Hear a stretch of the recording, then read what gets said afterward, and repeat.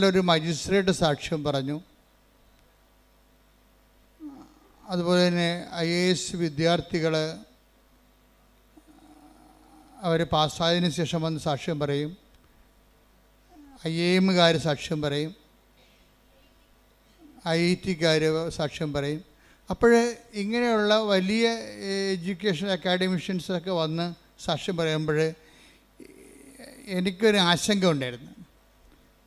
അതായത് കാലക്രമത്തിൽ ഇത് വലിയ വിദ്യാഭ്യാസമുള്ളവരുടെ വിഷയങ്ങൾ മാത്രം അഡ്രസ്സ് ചെയ്യുന്നൊരു പ്രാർത്ഥനയായിട്ട് പദ്ധതിയായിട്ട് ഇത് മാറുമോ? കാര്യം അതൊരു ക്രിമിലേറെ വരത്തുള്ളൂ. ഒരു സമൂഹത്തിൽ 5% അക്കാഡമിഷ്യൻസ് വരത്തുള്ളൂ. ബാക്കി ഒരു 70% പ്രാദേശിക ജീവിതക്കാരും, ഇപ്പം ജീവിതം തന്നെ മറിയല്ലേ, വിദേശ ജീവിതക്കാരും പ്രാദേശിക ജീവിതക്കാരും അതിപ്രാദേശിക ജീവിതക്കാരുണ്ട്. വാർഡ് ജീവിതക്കാർ പഞ്ചായത്ത് വാർഡിൽ നിന്ന് അവർ പുറത്ത് പോകത്തില്ല. ആ വാർഡിൽ ജനിച്ച് വാർഡിൽ ജീവിച്ച് വാർഡിൽ മരിച്ചു പോകും. അതാണ് നമ്മുടെ സാധാരണ മനുഷ്യർ. ഈ വാർഡിൽ ജനിച്ച് ജീവിച്ച് പോകുന്ന ആൾക്കാരുണ്ട്. അപ്പോൾ ഈ ഞാൻ പണ്ട് ഒക്കെ അഡ്രസ്സ് ചെയ്തിരുന്നതെല്ലാം അത്തരം ആൾക്കാരെയായിരുന്നു. കാര്യം അവരുടെ ജീവിതത്തിൽ അവരുടെ ഒരു വേർപ്പിലും വേദനയിലും അവർക്ക് ഒരു കൈത്താങ്ങ്, ഒരു കൈ പിടിച്ച് കൊടുക്കുക. നീ വിളിച്ചപേക്ഷിക്കുന്ന ദൈവം നിൻ്റെ കൂടെ തന്നെ ഉണ്ട് എന്ന് മനസ്സിലാക്കി കൊടുക്കുക. അപ്പോഴങ്ങനെ വന്നപ്പോഴെന്താ സംഭവിച്ചെന്ന് വെച്ച് കഴിഞ്ഞാൽ ഇൻ്റലക്ച്വൽസും എഡ്യൂക്കേഷണലിസ്റ്റും അക്കാഡമിഷ്യൻസും അഡ്രസ്സ് ചെയ്യാൻ പറ്റാത്തൊരു കാലം ഉണ്ടായിരുന്നു. ഉടമ്പടി വന്നപ്പോൾ ഉടമ്പടി ഒരു ടെക്നിക്കൽ പ്രെയർ ആയത് കാരണം വളരെ ശാസ്ത്രീയമായിട്ട് അതിൻ്റെ ആന്തരികമായ അതിൻ്റെ ചേരുവകൾ ഫോർമുലയൊക്കെ മനസ്സിലാക്കി ഷാർപ്പ് ഷൂട്ട് ചെയ്താൽ അപ്പോൾ തന്നെ ഷോട്ട് ഡൗൺ ആകും അത്. അപ്പം അതുകൊണ്ട് ഈസിയാണ്. കാര്യം ഈസിയാണെന്ന് വെച്ച് കഴിഞ്ഞാൽ ഇന്നത് ചെയ്താൽ ഇന്ന ഫലമെന്നുണ്ട്. അല്ലാതെ ഒരു പ്രാർത്ഥനാ ജീവിതത്തിലുള്ള ഒരു ഹൈപ്പോത്തറ്റിക്കൽ സിറ്റുവേഷൻസ് ഉടമ്പടി വളരെ തന്ത്രപൂർവ്വം എലിമിനേറ്റ് ചെയ്യുന്നുണ്ട്. അപ്പോൾ പ്രാർത്ഥിക്കുന്ന ആൾക്കാരുടെ ഒരു പ്രാർത്ഥിക്കുന്ന ഇത് പ്രെയർഫുൾ അതായത് പബ്ലിക് പ്രാർത്ഥിക്കുന്ന പൊതുജനത്തെ സംബന്ധിച്ചിടത്തോളം അവർക്കുണ്ടാകുന്ന ഒരു കൺഫർമേഷൻ, അവരുടെ അംബിഗ്വിറ്റി ഉണ്ട് അവർക്ക്. എന്ന് വെച്ചാൽ ഒരു എന്താണ്, ദൈവം കേൾക്കുമായിരിക്കും, കേട്ടാൽ കൊള്ളാം എന്നുള്ള രീതിയിൽ അവർക്കൊരു ഉറപ്പില്ല.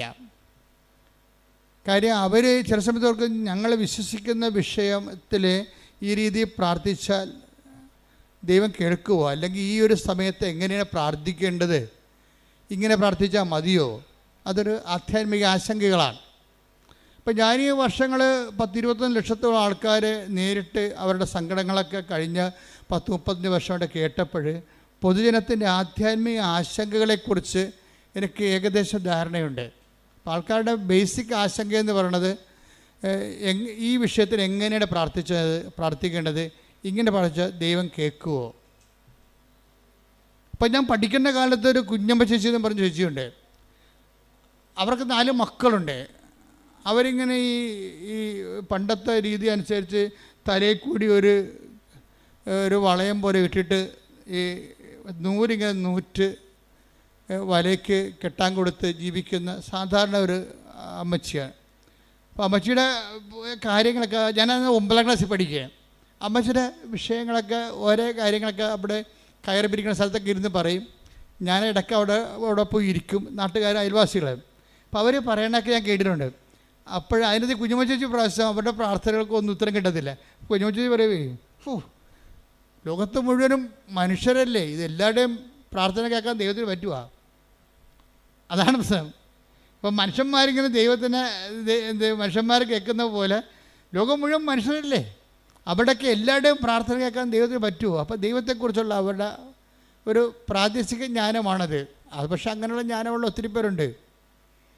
നമ്മുടെ വിഷയം മാത്രമല്ല ദൈവത്തിന്, അങ്ങനെ ചിന്തിക്കുന്ന ആൾക്കാരുണ്ട്. അപ്പോൾ വ്യത്യസ്തമായ, അപ്പോൾ അവരുടെ ഒരു ആധ്യാത്മിക ജ്ഞാനത്തിൻ്റെ ആ ഒരു പരിസരത്ത് നിന്നുകൊണ്ടാണ് അവരുടെ പ്രെയറിൽ ലോഞ്ച് ചെയ്യണത്. അപ്പോൾ അത്രയും തന്നെ ആ പ്രെയറിന് തുടങ്ങുമ്പോൾ തന്നെ അതിൻ്റെ അകത്ത് സംശയത്തിൻ്റെ കുമളമുള്ളത് കാരണം അത് വർക്കൗട്ട് ചെയ്യത്തില്ല. പക്ഷേ ഉടമ്പടിയിലേക്ക് വരുമ്പോൾ ഇങ്ങനെയുള്ള ഒരു കോമൺ പീപ്പിളായാലും ശരി, കുറച്ച് എക്സ്ട്രാ ഓർഡിനറി ആയിട്ടുള്ള പീപ്പിളായാലും ശരി, ഉടമ്പടിയുടെ ക്ലാസ്സുകൾ കേട്ട് ജനങ്ങളുടെ സാക്ഷ്യങ്ങൾ കേട്ട് അച്ഛൻ്റെ ഉടമ്പടി ധ്യാനമൊക്കെ കേട്ട് കഴിയുമ്പോൾ അവർക്ക് മനസ്സിലാകുന്ന ഒരു സത്യമുണ്ട്. ഇതൊരു സയൻറ്റിഫിക്കലി പ്രൂവൺ പ്രെയറാണ്. ഒരു ആധ്യാത്മിക ശാസ്ത്രം, ബൈബിൾ ശാസ്ത്രം ഉണ്ടല്ല, ബൈബിൾ ശാസ്ത്രം അനുസരിച്ച് പ്രൂവ് ചെയ്തിട്ടുള്ള ഒരു പദ്ധതിയാണ് കവനൻ്റ് എന്ന് പറയുന്നത്. ഈ കവനൻ്റെ കൂടെ വന്നിരിക്കുന്ന കവനൻ്റ് ഇപ്പോഴുള്ളതല്ല, പണ്ടിനാലെ ദൈവം അതാത് കാലങ്ങളിൽ അപ്ഡേഷൻസ് ഉള്ള ഒരു പ്രാർത്ഥനയാണ് കവനൻ്റ് എന്ന് പറയുന്നത്. അപ്പോൾ കവനൻ്റെ ഒരു ഹിസ്റ്ററി ഓഫ് കവനൻ്റ് അല്ലെങ്കിൽ ഇവോൾവിങ് ഒരു പരിണാമം, കവനൻ്റ് ഉടമ്പടി ദൈവശാസ്ത്രത്തിൻ്റെ പരിണാമങ്ങളിലേക്ക് പോയി കഴിഞ്ഞാൽ നമുക്ക് മനസ്സിലാകും ഇതിന് ഘട്ടം ഘട്ടമായി കാലത്തിനൊപ്പം അപ്ഗ്രഡേഷൻ സംഭവിച്ചിട്ടുള്ളതാണ് ഉടമ്പടിയിൽ. നമ്മുടെ ഈ കാലത്ത് വന്നപ്പോൾ ഇവിടെ ദൈവത്തിൻ്റെ ഒരു പ്രധാനപ്പെട്ട വിഷയം, ഇത് ദൈവത്തിൻ്റെ ഒരു വിഷയമായി മാറി. ഇപ്പോൾ യേശു ക്രിസ്തുവിൻ്റെ എല്ലാ പ്രവർത്തനങ്ങളും ക്രിസ്തുവിൻ്റെ വിഷയമല്ലായിരുന്നു. പിതാവായ ദൈവത്തിൻ്റെയും പുത്രനായ ദൈവത്തിൻ്റെയും പരിശുദ്ധാത്മാവായ ദൈവത്തിൻ്റെയും ത്രിയേക ദൈവത്തിൻ്റെ പൊതുവിഷയമായിരുന്നു യേശു ക്രിസ്തുവിൻ്റെ മിഷനല്ല. ദ മിഷൻ ഓഫ് ജീസസ് ദൈവത്തിൻ്റെ വിഷയമായിരുന്നു. അപ്പോൾ ദൈവത്തിൻ്റെ വിഷയമാകുമ്പോൾ അതിൻ്റെ മുതൽ മുടക്കെല്ലാം ദൈവമാണ്. മുതൽ മുടക്കാൻ വേണ്ടി ദൈവം അറ്റം വരെ തയ്യാറാണ്. അതാണ് തൻ്റെ ഏകജാതനെ നൽകാൻ. ആ മുതലിന് ആ ഒരു പദ്ധതിക്ക് വേണ്ടി അവസാനത്തെ എക്സ്പെൻഡിച്ചർ തൻ്റെ ഏകജാതിനെ 3:16 സ്തുതിക്കട്ടെ. ഹല്ലേലൂയ ഹല്ലേലൂയ ഹല്ലേലൂയ ഹല്ലേലൂയ യേശുവേ നന്ദി, യേശുവേ സ്തുതി. ഹല്ലേലൂയ ഹല്ലേലൂയ ഹല്ലേലൂയ ഹല്ലേലൂയ യേശുവേ മഹത്വം മഹത്വം ആരാധന. യോഹന്നാൻ 3:16 എന്തെന്നാൽ അവനിൽ വിശ്വസിക്കുന്ന അവനിൽ വിശ്വസിക്കുന്ന ഏവനും നശിച്ചു പോകാതെ നിത്യജീവൻ പ്രാപിക്കുന്നതിന് വേണ്ടി തന്റെ ഏകജാതനെ നൽകാൻ തക്കവിധം ദൈവം ലോകത്തെ അത്രമാത്രം സ്നേഹിച്ചു. അപ്പോൾ ദൈവം ലോകത്തെ അത്രമാത്രം സ്നേഹിച്ചത് കൊണ്ട് തൻ്റെ ഏകജാതനെ മുഴുവനായിട്ട് വരെ നൽകാൻ അതിൻ്റെ ക്യാപിറ്റൽ അതാണ്. രക്ഷാകര പദ്ധതിയുടെ ക്യാപിറ്റൽ എന്ന് പറയുന്നത് ഏകജാതനെ മുഴുവനും കൂടി നൽകിയ പാപത്തിന് പരിഹാരം ചെയ്യേണ്ടി വന്നപ്പോൾ അതിന് പോലും ദൈവം ചെലവഴിച്ചതാണ്. അപ്പോൾ ആ ദൈവത്തിൻ്റെ ആ ചെലവഴിക്കൽ നിന്നാണ് ക്രിസ്തുശാസ്ത്രം രൂപപ്പെട്ട് വരണത്. പ്രായോഗിക ജീവിതബന്ധിയായ ക്രിസ്തുശാസ്ത്രം. ഇപ്പോൾ ഒരു അക്കാഡമിക് ക്രിസ്തുശാസ്ത്രമുണ്ട്, പക്ഷെ ഒരു ജീവിതബന്ധി കാലബന്ധിയായ ഒരു ക്രിസ്തുശാസ്ത്രമുണ്ട്. അപ്പോൾ ഈ 3:16 ഡെവലപ്പ് ചെയ്ത് വരുമ്പോൾ പിന്നീട് പൗലോസ് പറയും നമ്മൾക്ക് യേശുക്രിസ്തുവിന് നൽകിയവൻ. ശ്രുതിക്കട്ടെ. ഹല്ലേലൂയ ഹല്ലേലൂയ ഹല്ലേലൂയ ഹല്ലേലൂയ. റോമ 8:32 സ്വപുത്രനെ പോലും ഒഴിവാക്കാതെ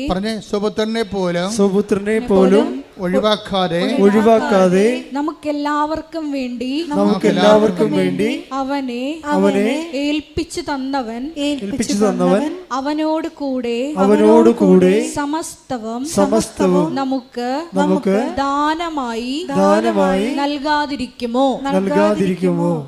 അവിടെ അതിൻ്റെ ഒത്തിരി വാക്കുകൾ ദൈവത്തിൻ്റെ തനത് മൈൻഡ് വെളിപ്പെടുത്തുന്നുണ്ട്. അതായത് ഈ റോമ 8:32 യോഹന്നാൻ 3:16 തമ്മിൽ ലിങ്ക് ആയിരിക്കണം. എന്താണ് 3:16 എന്താ പറയണത്? തൻ്റെ ഏകജാതനെ നൽകാൻ തക്കവിധം ദൈവം അത്രമാത്രം നമ്മളെ ലോകത്തെ സ്നേഹിച്ചു. അപ്പൊ ഈ എന്തുകൊണ്ടാണ് ദാനമായിരിക്കണം മനസ്സിലാക്കണം. ഉടമ്പടി വർക്ക് ചെയ്യണത് നോട്ട് ബൈ മെറിറ്റിലാണ്, പിന്നെന്താണ്? But by grace.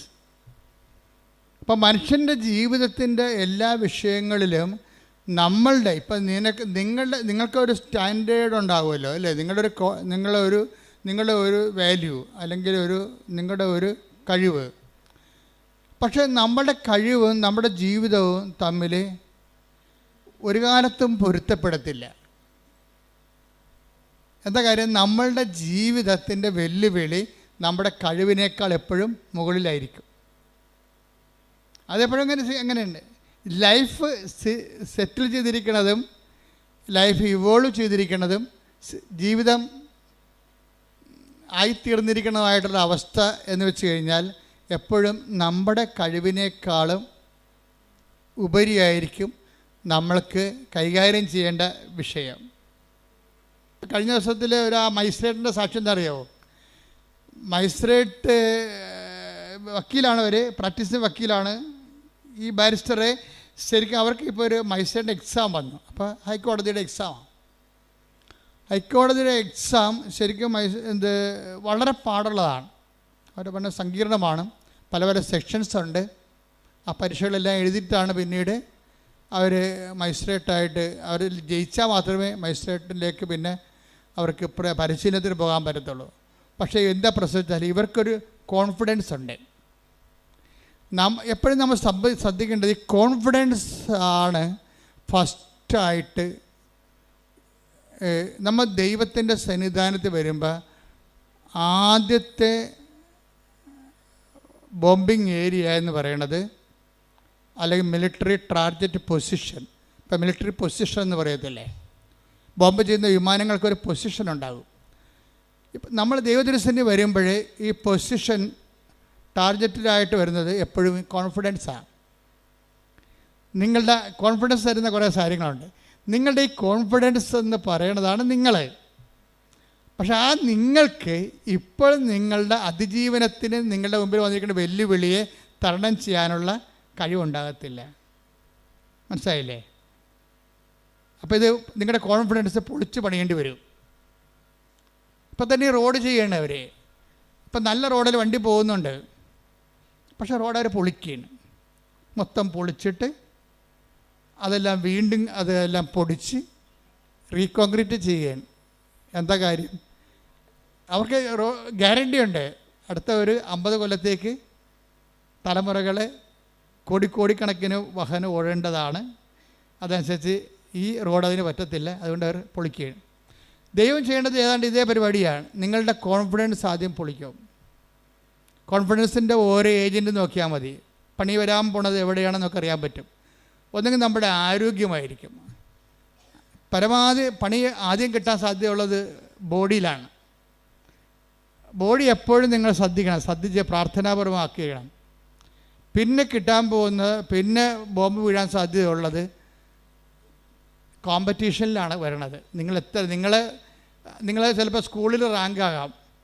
സ്കൂളിൽ റാങ്കായി കഴിയുമ്പോൾ ടീച്ചർമാർ പറയും നിങ്ങൾ സ്കൂളിൻ്റെ അഭിമാനമാണോ ആന കൂന എന്നൊക്കെ പറയുമ്പോൾ നിങ്ങൾക്ക് മാലയൊക്കെ ചെയ്തിട്ട് ബൊക്കൊക്കെ തന്ന് വിടും. കോളേജ് ചെല്ലുമ്പോൾ നിങ്ങൾ എല്ലാ വിഷയത്തിലും പൊട്ടിപ്പോകും.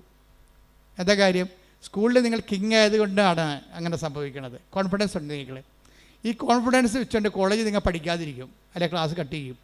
അപ്പോൾ അവർ പറയണത് എന്താ വെച്ചാൽ ഞാൻ പഠിച്ചില്ലേലും ജയിക്കും, പഠിക്കണ പിള്ളേർക്ക് വീട്ടിൽ ഇരുന്നാലും മതി, കോളേജിൽ പോകേണ്ട കാര്യമില്ല, ഇപ്പോൾ ക്ലാസ് കട്ട് ചെയ്ത് നടക്കും.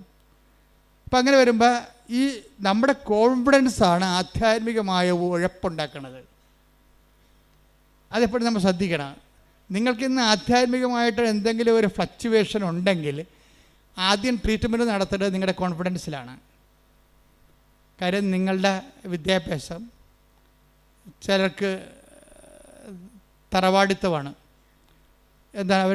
അതായത് ഇപ്പോൾ ഒരു ജോലി വന്നിട്ടുണ്ട്, അത് ഇതിലാണ് വന്നിരിക്കുന്നത്, ട്രാൻസ്പോർട്ട് ബസ് കണ്ടക്ടറാകാനുള്ള ജോലിയാണ്. അപ്പോൾ ഇവരെ പെറ്റ് വീണ കാര്യത്തിൽ തന്നെ IAS എടുപ്പിച്ചിട്ടാണ് മാതാപിതാക്കന്മാർ വളർത്തുന്നത്. എൻ്റെ മകൾ വളർന്ന് കളക്ടറാകുമെന്നും പറഞ്ഞല്ലേ, പേരിടുമ്പോൾ തന്നെ അവൾ കളക്ടറാകും. ഈ കുഞ്ഞ് ഞാൻ കളക്ടറാകും എന്ന് പറഞ്ഞുകൊണ്ട് ഇരുന്ന അവസാനം ഒരു വണ്ടിക്കും കയറി പോകത്തില്ല. വന്ന വണ്ടി പോകും, ഞാൻ കളക്ടറിൻ്റെ വണ്ടി വരാതിരിക്കില്ല, കളക്ടറിൻ്റെ വണ്ടി വരാൻ. അവസാനം തെണ്ടിപ്പെറുക്കി പട്ടിണിയായി കയറി നാറി കഴിയുമ്പോഴാണ് വല്ല വണ്ടിയും കയറി പോയാൽ മതി, അപ്പോൾ കാലം കഴിഞ്ഞു പോകും. ഇങ്ങനെ എന്തോ അടിച്ചേൽപ്പിച്ച ആത്മവിശ്വാസങ്ങളുണ്ട് ആൾക്കാർക്ക്. ആരോ അടിച്ചേൽപ്പിച്ച വിശ്വാസം. നീ കളക്ടർ വരെ കുന്തമില്ല, നിൻ്റെ കഴിവനുസരിച്ച് നീ അധ്വാനിക്കുക, ബാക്കി ദൈവം ക്രമീകരിക്കും. മനസ്സിലായ? എനിക്ക് ആഗ്രഹത്തിൻ്റെ അടിമയാകരുത്, ആഗ്രഹത്തിൻ്റെ യജമാനനാകണം. മനസ്സിലായില്ലേ? ആഗ്രഹത്തിൻ്റെ അടിമയായിട്ട് നീ ഒരു ലക്ഷ്യം വെച്ചിട്ട് അതിൽ നിന്ന് തന്നെ പിടിച്ചിട്ട് നിൽക്കുകയാണ്. ഞാൻ ചില ഈ 12 പ്രാവശ്യമൊക്കെ ഒയറ്റി എഴുതുമ്പോൾ പറഞ്ഞു, എൻ്റെ മകളെ 12 പ്രാവശ്യമായി, ആരോ പറഞ്ഞ് നിൻ്റെ തലയെ കയറ്റിയതാണ്, നീയും കെട്ടിയവരും കൂടി കാനഡയിൽ താമസിക്കുമെന്ന്. അപ്പോൾ അതിൻ്റെ സ്വപ്നം കൊണ്ട് നടക്കുകയാണ്. ശരിക്കും ഞാനിതിനൊന്നും എതിർക്കണില്ല. പക്ഷേ യാഥാർത്ഥ്യ ബോധം എന്ന് പറയണത് ഇറ്റ് ഈസ് നോട്ട് കോമൺ. അതൊരു കോമൺ സെൻസാണ് വേണ്ടത്. കോമൺ സെൻസ് ഒന്നും ഇപ്പോൾ കോമൺ അല്ലല്ലെന്നല്ലേ പറയണത്. യാഥാർത്ഥ്യ ബോധം, ഏറ്റവും കൂടുതൽ യാഥാർത്ഥ്യ ബോധം കുറവുള്ളത് പെൺപിള്ളേർക്കാണ്. ഞാൻ ഇത്രയും നാൾ വന്നിട്ടുള്ള യാത്രയിൽ എനിക്ക് മനസ്സിലാക്കി ഏറ്റവും കുറവ് യാഥാർത്ഥ്യ ബോധമുള്ളത് പെൺപിള്ളേർക്കാണ്. അവർ ഒന്ന് പറഞ്ഞാലും മനസ്സിലാകത്തില്ല, അവർക്ക് ഒന്ന് പറഞ്ഞാൽ മനസ്സിലാകത്തില്ല. എന്ന് വെച്ചാൽ നിങ്ങൾ ഡിഗ്രഡേറ്റ് ചെയ്യണമെന്നല്ല ഞാൻ പറയണത്. നിങ്ങളെ ഒരു സാമാന്യ ബുദ്ധി ഈ വിഷയത്തിൽ കാണിക്കണം. കലിബർ, കടന്നു വന്നിട്ടുള്ള മാർഗങ്ങൾ, അല്ലാതെ ഓരോരുത്തരും പോയി അവരെപ്പോലെ ആകാൻ വേണ്ടി തവള ആനയെപ്പോലെ വീർപ്പിക്കാൻ നിൽക്കരുത്. കാര്യം തവള വീർത്താലും ആന വീർത്താലും കുറച്ച് കഴിയുമ്പോൾ ഇതെല്ലാം ചത്ത് പിരിഞ്ഞ് മണ്ണോടായി തീരും. നമ്മളെപ്പോഴും ശ്രദ്ധിക്കേണ്ടത് ഉറപ്പ് വരുത്തേണ്ട ഒരു സാധനം മാത്രമേ ഉള്ളൂ. എന്താണ്? ദൈവം. നിന്നോട് കൂടെയുള്ള ദൈവത്തിൻ്റെ സാന്നിധ്യമാണ് നീ ഉറപ്പ് വരുത്തേണ്ടത്. ഇപ്പം നീ എന്താ ചെയ്യണമെന്നറിയാവോ? നീ ആദ്യം ഉറപ്പ് വരുത്തണത് നിൻ്റെ ലക്ഷ്യങ്ങൾ ഉറപ്പ് വരുത്തിയിട്ട് ദൈവത്തെ അതിനു വേണ്ടി ഉപയോഗിക്കുകയാണ് ചെയ്യണത്. മനസ്സിലായോ? നീ ആദ്യം ഉറപ്പ് വരുത്തേണ്ടത് എന്തിനാണ്? നീ ആദ്യം ഉറപ്പ് വരുത്തേണ്ടത് നിൻ്റെ ലക്ഷ്യങ്ങളല്ല. ആർക്കും ആഗ്രഹങ്ങളൊക്കെ ഉണ്ടാകത്തില്ലേ? അപ്പോൾ അതിൻ്റെ അടിമയായിട്ട് ജീവിച്ച വല്ല കാര്യമുണ്ടോ? അതിൻ്റെ യജമാനനായിരിക്കണം. ആ യജമാനനാകുമ്പോൾ എങ്ങനെയാകണത്? ദൈവം ആഗ്രഹിക്കുന്ന വഴികളിലേക്ക് ഞാൻ പോകും. കർത്താവിൻ്റെ മുമ്പിൽ തുറന്നു വെക്കണം. കർത്താവേ, എനിക്കൊന്ന് ഭക്ഷണം കഴിക്കണം, നീ എനിക്ക് തന്നൊരു മാന്യതയിൽ ഇവിടെ ജീവിക്കണം. മാന്യമായ ജീവിതം അത് നമുക്ക് ദൈവത്തോട് ന്യായമായിട്ട് ചോദിക്കാവുന്ന കാര്യമാണ്. എന്താണ് മാന്യമായ ജീവിതം? മാന്യതയെന്ന് പറഞ്ഞ സമയത്ത് ബൈബിൾ ഒത്തിരി പ്രാവശ്യം ഉപയോഗിക്കുന്ന വാക്കാണ്. അവയവങ്ങൾക്ക് പോലും മാന്യതയെന്നൊക്കെ പറഞ്ഞ് ബൈബിൾ ഉപയോഗിക്കുന്നുണ്ട്. അപ്പോൾ ദൈവത്തോട് നമുക്ക് ചോദിക്കാം, മാന്യമായ ജീവിതം, എനിക്കൊരു മാന്യമായ ജീവിതം തരണം. അല്ലാതെ നീ എന്ത് ചെയ്യണം? ദൈവത്തിന് ഒരു സംഭവം ഇട്ടിട്ട് വരച്ച് അമ്മട്ടിക്ക് കർത്താവ് എന്ന് പറഞ്ഞുകൊണ്ടിരിക്കുക. അതല്ല ഉടമ്പടി എന്ന് പറയണത്. ഉടമ്പടി നിനക്ക് ന്യായമായി ചോദിക്കാവുന്ന എന്താണ്? മാന്യമായ ജീവിതം. അത് ചോദിക്കാം. അത് കർത്താവായിട്ട് കിട്ടിയിരിക്കും. എന്താ കാര്യം എന്നറിയാമോ? അതിന് പ്രൊവിഷനുണ്ട്. എന്താ കാര്യം? ദൈവത്തിൻ്റെ സൃഷ്ടികളിൽ ഏറ്റവും നല്ലവണ്ണം മാന്യതയുള്ളത് മനുഷ്യനെയാണ്. അതുകൊണ്ടാണ് മാന്യമായ ജീവിതം നമുക്ക് അവകാശമായിരിക്കുന്നത്. അത് നമ്മുടെ അവകാശമാണ്. ഇപ്പം നമുക്ക് ഇപ്പോൾ ഒരു കുഴിയാന എന്ന് പറഞ്ഞു കഴിഞ്ഞാൽ അതിനെന്താണ്? കുഴിയാന സാധനമില്ലേ, കണ്ടിട്ടുണ്ടോ? അപ്പം അത് പോകുമ്പോൾ അതിനെ ഉറുമ്പിട്ട് കൊടുക്കുമ്പോൾ അതുടനെ അതിനെ അടിച്ച് മണ്ണ് തെറിപ്പിച്ചിട്ട് അതിന് കുഴിയിലാണ് താമസിക്കണത്, അല്ലേ? കുഞ്ഞു കുഴിയിലാണ് താമസിക്കുന്നത്. പക്ഷേ ആന താമസിക്കുന്നത് എവിടെയാണ്? കൊട്ടിലാണ് താമസിക്കുന്നത്. അപ്പോൾ കുഴിയും കൊട്ടിലും തമ്മിൽ വ്യത്യാസമില്ലേ? അപ്പം ആനക്കൊരു മാന്യതയുണ്ട്. അതുകൊണ്ടാണ് കൊട്ടിൽ വരണത്. കുഴിയാനക്കയുടെ മാന്യതേനെ കുഴിയിൽ താമസിക്കണം. ഇതുപോലെ തന്നെയാണ് വല്ല പാമ്പ്, അതുപോലെ തന്നെ ഉള്ള ജീവികളൊക്കെ ചിലതൊക്കെ അളയെ താമസിക്കും. ഇപ്പം മനുഷ്യൻ താമസിക്കുന്ന ആടാണെങ്കിൽ അളയിലല്ല ആലയിലാണ് താമസിക്കുന്നത്. അവിടെ വ്യത്യാസം കണ്ട? ആടിന് ആല, അതുപോലെ തന്നെ ആനയ്ക്ക് കൊട്ടിൽ, രാജാവാണെങ്കിൽ കൊട്ടാരത്തിൽ താമസിക്കും. മാന്യത മാറി. ഇതുപോലെ മനുഷ്യൻ എന്തുകൊണ്ടാണ് വീട്ടിൽ താമസിക്കുന്നത്? മനുഷ്യൻ്റെ വീടാണ്, ഭവനം. ഒത്തിരിയേറെ ആന്തരികമായ അർത്ഥങ്ങളുള്ളതാണ് ഭവനം. അവിടെ എന്തുകൊണ്ടാണ് താമസിക്കുന്നത് വെച്ച് കഴിഞ്ഞാൽ അവൻ ദൈവത്തിൻ്റെ ഛായയിൽ സൃഷ്ടിക്കപ്പെട്ടത് കൊണ്ടാണ്. അതാണ് മാന്യത എന്ന് പറയുന്നത്. അപ്പോൾ ആദ്യമേ തന്നെ ദൈവം നമ്മുടെ മാന്യത ഫിക്സ് ചെയ്യുന്നുണ്ട്. എന്ന് വെച്ചാൽ നമ്മുടെ എല്ലാ അവകാശങ്ങളും ഫിക്സ് ചെയ്യുകയാണ്. നമ്മുടെ എല്ലാ അവകാശങ്ങളും, ഈ ജീവിതത്തിനും വരാൻ പോണ ജീവിതത്തിനും വേണ്ടിയുള്ള എല്ലാ റൈറ്റുകളും കോൺസ്റ്റിറ്റ്യൂഷണലൈസ് ചെയ്തിരിക്കുകയാണ്. അവൻ്റെ ഛായയിൽ സൃഷ്ടിച്ചെന്ന് പറയുമ്പോഴേ ദൈവം മനുഷ്യനെ അവൻ്റെ ഛായയിൽ സൃഷ്ടിച്ചു. എന്ന് വെച്ച് കഴിഞ്ഞാൽ ഇതിൻ്റെ മാന്യത മെയിൻറ്റെയിൻ ചെയ്യാനുള്ള എല്ലാ ഇൻഫ്രാസ്ട്രക്ചറും അവൻ ആർജിക്കാൻ ദൈവം അവനെ സഹായിക്കും. അതുപോലെ മാന്യത സുരക്ഷയാണ്. ആദ്യമേ തന്നെ ഒരു ജനറ്റിക്കൽ കോൺസ്റ്റിറ്റ്യൂഷനിൽ വന്നിരിക്കുന്നത് മനുഷ്യൻ്റെ മാന്യതയുടെ സുരക്ഷയാണ്. നമുക്ക് പട്ടിണി കിടന്നാൽ സർക്കാരിനെതിരെ കേസ് കൊടുക്കാം നമുക്ക്. അതാണ് ഭക്ഷ്യസുരക്ഷാ നിയമം. ഇപ്പം നമ്മളൊരു ഭക്ഷ്യസുരക്ഷ അല്ലെങ്കിൽ നമ്മളൊരു മറ്റു തരത്തിലുള്ള കുറേ പോളിസീസാണ് നമ്മൾ എടുത്തിരിക്കുന്നത്. ദൈവം ഇതെല്ലാം കൂടി കണക്കാക്കിയിട്ട് ഒറ്റ പോളിസിയിലാക്കി. എന്താണ്? മനുഷ്യൻ അവനെ തൻ്റെ സൃഷ്ടിച്ചു. അപ്പോൾ മാന്യമായി ഈ ഭൂമിയിൽ മനുഷ്യനെ പോലെ ജീവിക്കാനുള്ള മനുഷ്യൻ എന്ന് പറഞ്ഞാൽ ആരാണെന്ന് പറഞ്ഞിട്ടുണ്ട്. ആരാണ്? ദൈവത്തിൻ്റെ പൈതൽ. അപ്പോൾ ദൈവ പൈതലാണ് ഞാനെന്നുള്ളതാണ് ഏറ്റവും വലിയ ബോധമുള്ളത്. നമ്മുടെ ഏറ്റവും വലിയ നമ്മുടെ ഒരു വിശ്വാസം നമുക്ക് തരുന്ന ഒരു ബോധമുണ്ട്. ആത്മീയ ബോധം എന്നുകൊണ്ട് ദൈവ പൈതലാണെന്നാണ്. അപ്പോൾ ദൈവ പൈതലാകുമ്പോൾ ദൈവ പൈതലല്ലാതെ പോകുന്ന ഇപ്പോൾ രാധമ്മയുടെ സാക്ഷ്യം എന്താണ്? രാധമ്മയുടെ സാക്ഷ്യം, രാധമ്മയുടെ ഒന്നാമത്തെ അനുഭവം എന്താണ്? അവരുടെ മകൻ ഭയങ്കര പണ്ടാര വെള്ളവടിയാണ്. എന്നിട്ട് വീട്ടിൽ കാശും കൊടുക്കത്തില്ല, കുടുംബം നോക്കത്തില്ല. രാധമ്മ തന്നെ വീട്ടുവരക്ക് പോയിട്ടാണ് മകൻ്റെ ഭാര്യയും കുഞ്ഞുങ്ങളെയും പോറ്റേണ്ടത്. What a pathetic condition. കണ്ടില്ലേ? This is life. ഇവരെ അഡ്രസ്സ് ചെയ്യണമെന്ന് ഞാൻ അമ്മയോട് പല പ്രാവശ്യം പറഞ്ഞിട്ടുണ്ട്. ഒത്തിരി ക്രിമിനലുകാരനെ നീ അഡ്രസ്സ് ചെയ്യുന്നുണ്ട് ഈ പുതിയ കാലത്ത്. അതേസമയം തന്നെ ഇതിൻ്റെയൊക്കെ എല്ലാം നിലനിർത്തിക്കൊണ്ടിരിക്കുന്ന അടിസ്ഥാന സിസ്റ്റത്തിൽ താമസിക്കുന്ന ആൾക്കാരെ ഉടമ്പടിയിൽ അഡ്രസ്സ് ചെയ്യണമെന്ന് അമ്മയോട് ഞാൻ പല പ്രാവശ്യം പറഞ്ഞിട്ടുള്ളതാണ്. കാര്യം സങ്കടക്കാർ വരുമ്പോഴേ, ഇപ്പം ഞാൻ ചിലർ പറയും 65 വയസ്സെന്ന് പറയും നിങ്ങൾ ഞങ്ങളെക്കൊണ്ട് ഉടമ്പടി എടുപ്പിക്കത്തില്ല.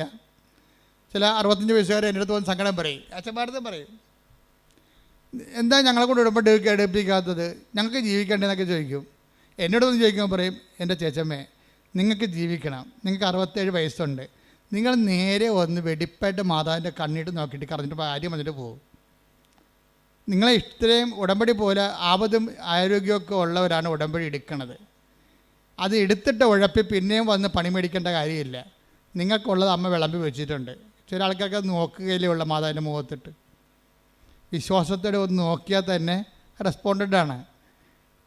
അപ്പം അതുകൊണ്ട് തന്നെ പക്ഷേ ഉടമ്പടി എടുക്കാൻ കഴിവുള്ളവൻ മാതാവിനെ നോക്കി പഠിപ്പിച്ചാൽ മാതാവ് ചിലപ്പോൾ ഇവിടുന്ന് ഒറ്റ നടക്ക് പോയില്ലെന്ന് വരും. കാര്യം അത് കാപട്യമാണ്. കഴിഞ്ഞ മീൻ പിടിക്കാനാണ്. നമുക്ക് മലയാളിക്ക് പണ്ട് മുതലേ രക്തത്തിലുള്ള കുറേ സാധനമുണ്ട്. എന്താണ്? കണ്ടവനെ കൊണ്ട് പണിയെടുപ്പിക്കുന്ന കുറേ സാധനങ്ങളുണ്ട്. ഇതിനെ നമ്മൾ ആദ്യം ചികിത്സിക്കേണ്ടി വരും. എന്ന് വെച്ച് കഴിഞ്ഞാൽ മലയാളിക്ക് ആദ്യം എന്തൊക്കെ മലയാളികളുടെ പഴഞ്ചൊല്ല് നോക്കിയാൽ മതി.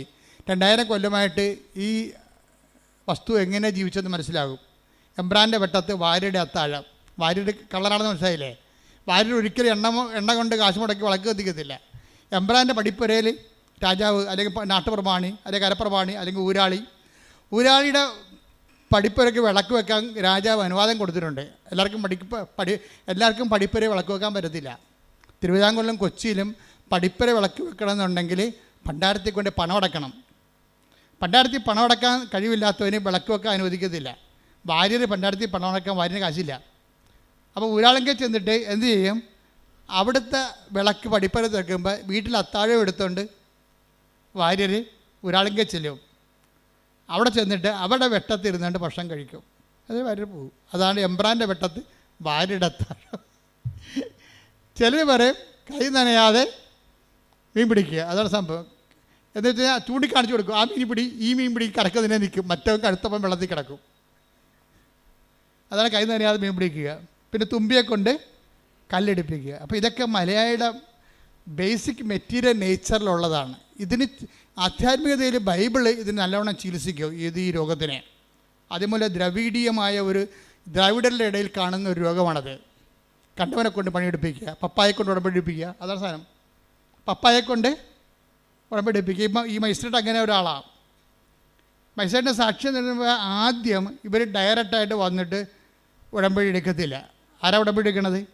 അമ്മയെ കൊണ്ട് ഉടമ്പടി എടുക്കണത്. പക്ഷേ ഇവിടെ അത് ഏക്കത്തില്ല, ഇവിടെ അക്സെപ്റ്റ് ചെയ്യത്തില്ല. കാരണം മലയാളിയുടെ 2000 കൊല്ലത്തെ മനസ്സുമൊക്കെ അമ്മയ്ക്ക് അറിയാവുന്ന കാരണം അമ്മ പറയും ഓടരുത് അമ്മാവ ആളറിയുന്ന സംഭവം. അതുകൊണ്ട് മൈസേട്ടൻ്റെ കാര്യങ്ങളൊന്നും നടക്കത്തില്ല. പക്ഷെ അമ്മ മാതാവിൻ്റെ മുമ്പിൽ ഇത്തിരി വില നിലയുള്ള ആളാണ്. കാര്യം അവർക്ക് നല്ല ഇൻവെസ്റ്റ്മെൻറ്റ് ഉള്ള ആളാണ്. അപ്പോൾ മൈസേട്ടന് പരീക്ഷയ്ക്ക് പോകാൻ നേരത്ത് ടാനിയ പറയും, അമ്മേ ഞാൻ പരീക്ഷയ്ക്ക് പോകണില്ല, കാര്യം എനിക്ക് നല്ല മൈഗ്രെയിനാണ്, തല പൊട്ടാണ്, തല പൊടിയാണ്, എൻ്റെ ബോധം പോകണമെന്ന് പറയും. അപ്പോൾ അമ്മ പറയും, നീ പരീക്ഷയ്ക്ക് പോകും മകളെ, എന്താ കാര്യം, ഞാൻ കൃപാസനത്തിൻ്റെ ഒരു കാശിരുവ നിനക്ക് തരാം, നീ നെറ്റിക്കൊട്ടിച്ച് വെക്ക്, 10 മിനിറ്റ് നമുക്ക് വെയിറ്റ് ചെയ്യാം, മാതാവ് നിൻ്റെ തലവേദന എടുത്ത് മാറ്റും, നീ പരീക്ഷയ്ക്ക് പോകുന്നു. അപ്പോൾ ഇവള് കിടക്കുകയാണ്, ഇങ്ങനെ ഉരുണ്ട് വട്ടത്തിൽ കിടക്കുകയാണ്, തലപെരുത്ത് വേദനയായിട്ട് കിടക്കുകയാണ്, ഒന്നും ഓർക്കണില്ല, കണ്ണ് കാണാൻ പാടില്ല, തലവേദന എടുത്തിട്ടേ കണ്ണ് കാണാൻ പാടില്ല, ഒന്നും അക്ഷരം നോക്കിയിട്ട് തെളിഞ്ഞ് വരണില്ല, എല്ലാം ഇങ്ങനെ ബ്ലറടിച്ചിരിക്കുകയാണ്. അപ്പോൾ ഇവള് എന്ത് അഡ്വക്കേറ്റ് ആയാലും അമ്മമാർക്ക് ഒരു കഴിവില്ലേ, എത്ര വലിയ ആൾക്കാരായാലും അമ്മ എപ്പോഴും അമ്മമാർ, ഞാൻ പറഞ്ഞ ഒന്നെങ്കിലും നിങ്ങളെ പ്രസവിക്കാൻ പോകരുത്, അതൊരു ദൈവികമായ ഏർപ്പാടാണ്. പ്രസവിക്കാൻ പോയാൽ നിങ്ങൾ ഉടനെ അമ്മയാകും. അമ്മയായാൽ നെക്സ്റ്റ് ഗോഡാണ്, ദൈവത്തിൻ്റെ അടുത്ത് നിൽക്കുന്ന ആളാണ്. അമ്മ എന്തെങ്കിലും മക്കൾക്ക് വേണ്ടി ദൈവത്തോട് പറഞ്ഞാൽ ദൈവം അപ്പം ഒപ്പിടും. എന്താ കാര്യം, അവർക്ക് കൊച്ചിനെ കൊടുത്തപ്പോൾ തന്നെ കൊച്ചിനെ ജീവിപ്പിക്കാനുള്ള അധികാരവും അവകാശവും അവർക്ക് ദൈവം എഴുതി കൊടുത്തിട്ടുണ്ട്. പക്ഷേ അവർ അമ്മയായിട്ട് ജീവിക്കണം. അല്ല വയറ്റിട്ട് അതിനെ കൊല്ലാൻ പോയി കഴിഞ്ഞാൽ ദൈവത്തിന് അറിയാം, നീ അമ്മയല്ല, കൊലപാതകയാണ്, 2 കുഞ്ഞുങ്ങളെ കൊന്ന ആളാണ്, ഈ അഭ്യാസം കൊണ്ട് എൻ്റെ അടുത്ത് വരരുത്, പഴയകാലം ഓർക്കണം. അതിനാണ് ഉടമ്പടിയിൽ അനുതാപം വെച്ചിരിക്കുന്നത്.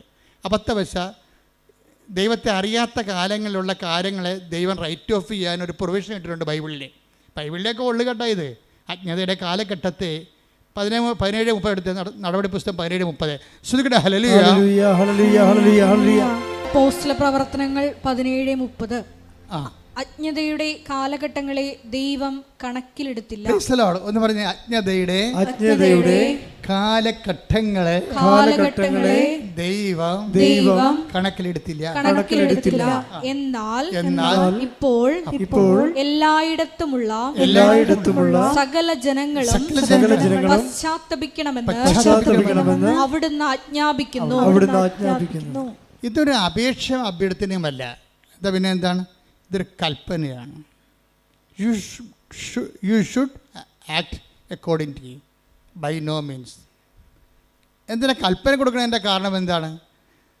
എല്ലാ മനുഷ്യരും രക്ഷപ്പെടണമെന്നും ആരും നശിച്ചു പോകാതിരിക്കാൻ ദൈവം ആഗ്രഹിക്കുന്നത് കൊണ്ടാണ്. കൽപ്പനകളുടെ ഉള്ളിൽ ശരിക്കും പറഞ്ഞാൽ ശാസനയല്ല ഉള്ളത്, മറിച്ച് കരുണയാണുള്ളത്. എന്താ കാര്യം?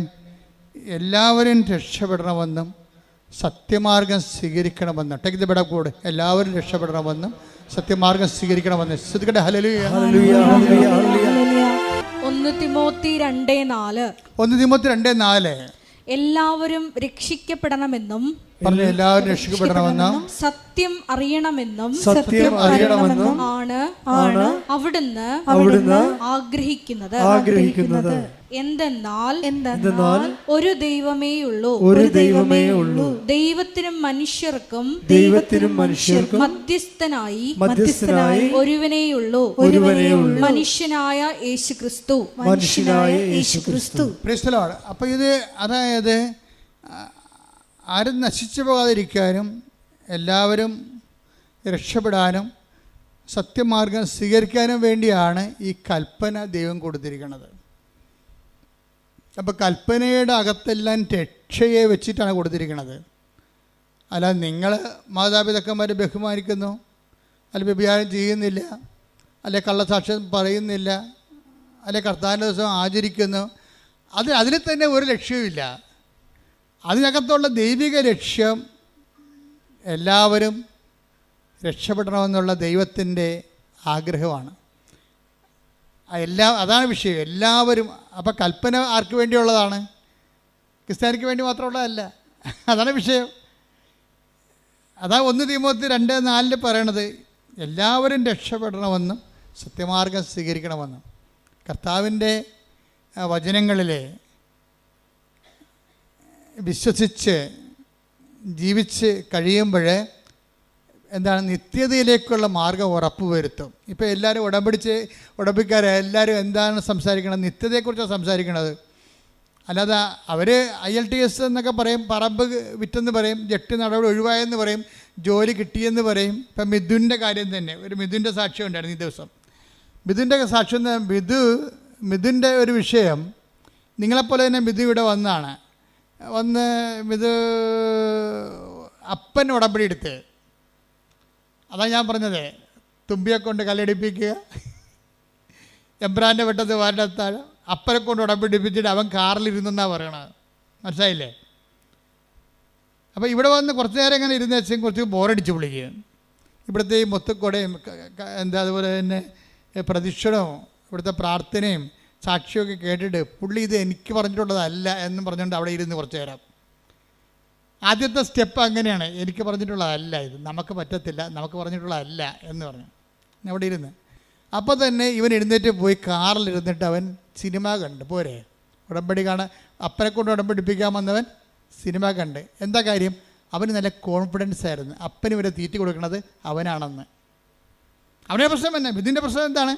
മിഥു എന്തുകൊണ്ടാണ് ഇവിടെ വന്നിട്ട് 10 മിനിറ്റ് ഇതെല്ലാം നോക്കിയിരുന്നിട്ട് നേരെ കാറിൽ പോയിരുന്ന് TV കണ്ട എന്താണ്? അപ്പനും അമ്മയ്ക്കും പെങ്ങൾക്കും എല്ലാം ഭക്ഷണം കൊടുക്കുന്ന ആരാണ്?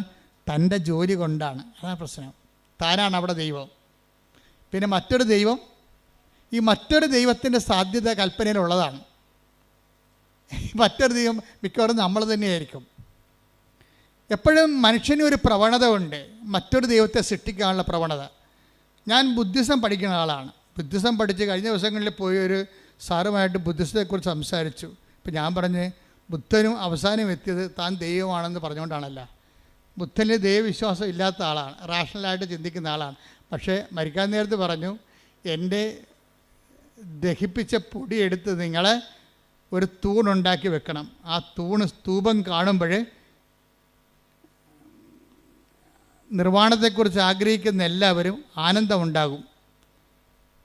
അതാണ് അല്ലയോ ആനന്ദം എന്ന് പറഞ്ഞു തുടങ്ങുന്ന അപ്പം മനുഷ്യനെ അന്വേഷിച്ച് അവസാനം എത്തണം എവിടെയാണ്? അവനാണ് ദൈവം എന്നാണ്. അതാണ് അഹംബ്രഹ്മാസി, ഞാനാണ് ദൈവം. പോരെ, മനുഷ്യന് മറ്റൊരു ദൈവത്തെ സൃഷ്ടിക്കാനുള്ള ഒരു മാനുഷിക പ്രവണത എന്നും ഉണ്ടാകും. ഇതിനെ അഡ്രസ്സ് ചെയ്തുകൊണ്ടാണ് ബൈബിൾ കൽപ്പന ഇറക്കിയിരിക്കുന്നത്. കാര്യം എന്താണ്? നീ തന്നെ ദൈവമാണെങ്കിൽ പിന്നെ യാത്ര അവസാനിപ്പിക്കാവില്ല, നിത്യത അവസാനിപ്പിക്കാവില്ല. നിത്യതയെ മൂടിക്കെട്ടിക്കൊണ്ട് നിന്നെ തന്നെ ദൈവമാക്കി ആത്മീയ അന്വേഷണത്തെ നിന്നിലേക്ക് തിരിച്ചുവിടും.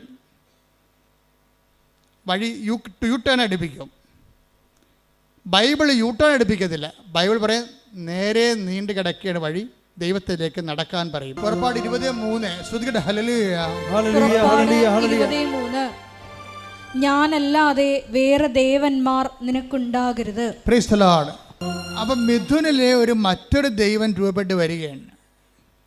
അവൻ്റെ വിദ്യാഭ്യാസം, അവൻ്റെ ജോലി, അവൻ്റെ ശമ്പളം ഇവനെ മറ്റൊരു ദൈവമായിട്ട് മാറ്റും. This is our confidence. ഈ കോൺഫിഡൻസ് എപ്പോഴും ഒരു മിലിറ്ററി പൊസിഷനായിരിക്കും.